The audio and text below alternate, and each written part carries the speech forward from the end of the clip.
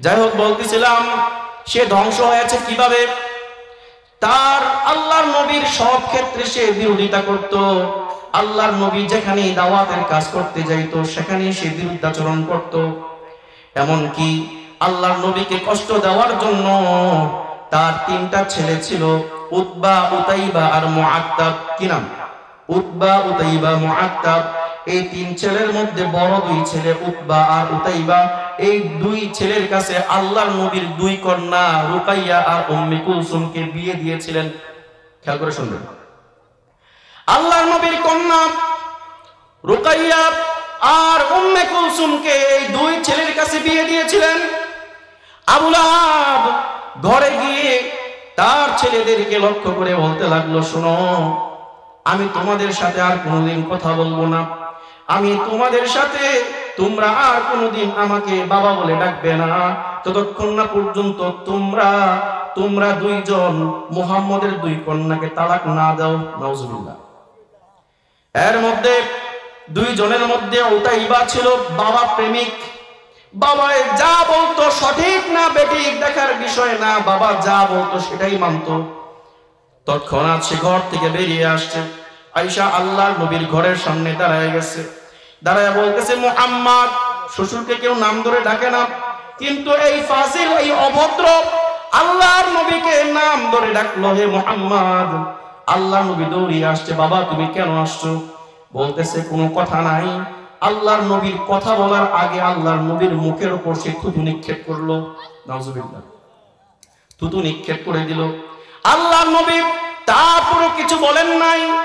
তখন উতাইবা বলল, হে মুহাম্মদ, তুমি যেহেতু আমার বাবা এবং মায়ের বিরুদ্ধাচরণ করেছো, তুমি যেহেতু আমার বাবার নামে তুমি কোরআন থেকে সূরা নাযিল করিয়েছো, আল্লাহ থেকে সূরা নাযিল করিয়েছো, সুতরাং মনে রাখো তোমার মেয়ে রুকাইয়াকে আমি এক্ষুনি তালাক দিলাম।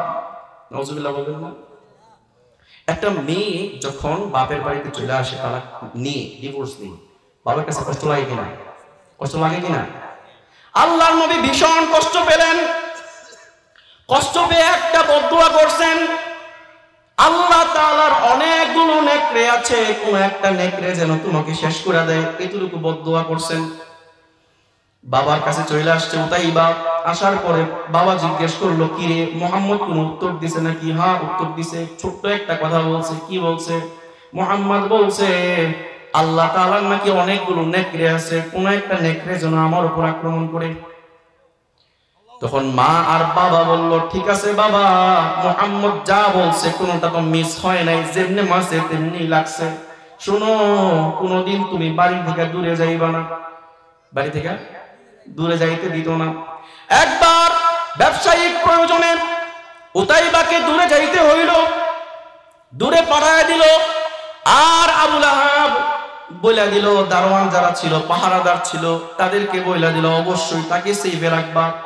তোমরা যদি একসাথে ঘুমাও তাহলে তাকে মাঝখানে রেখে তোমরা সাইডে ঘুমাইবা, কারণ তার উপর কিন্তু যে কোনো মুহূর্তে নেকড়ে আক্রমণ করতে পারে।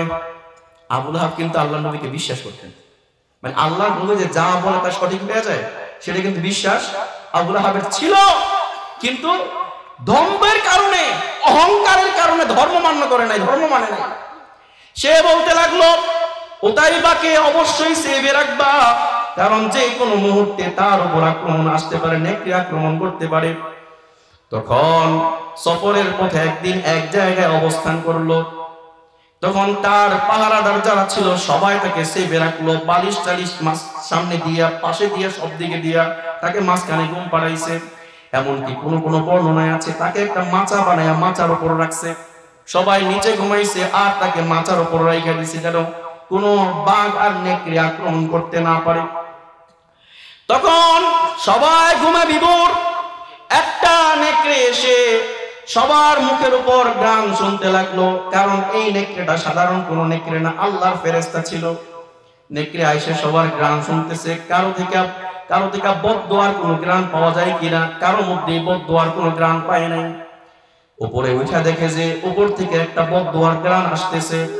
উপরে উঠে উতাইবা, আবু লাহাবের ছেলে উতাইবাকে আক্রমণ করে তার কলিজাটা ছিঁড়ে নিয়ে দৌড় দিল।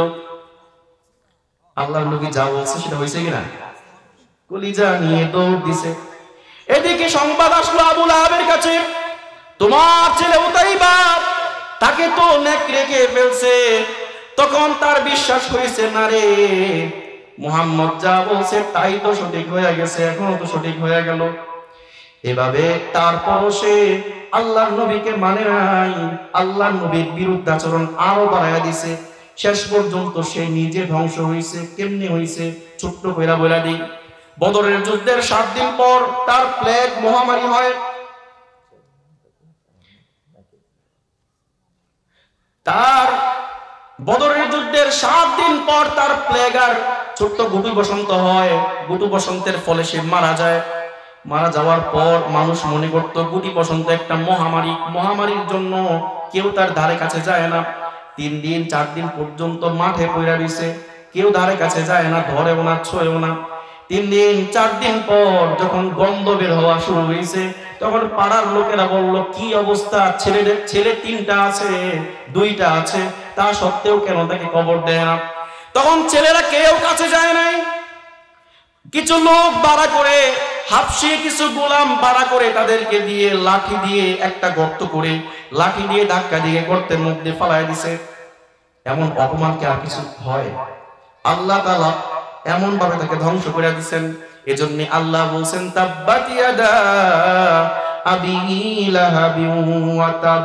আবু লাহাবের 2 হাত ধ্বংস হয়ে গেছে এবং সে নিজেও ধ্বংস হয়ে গেছে।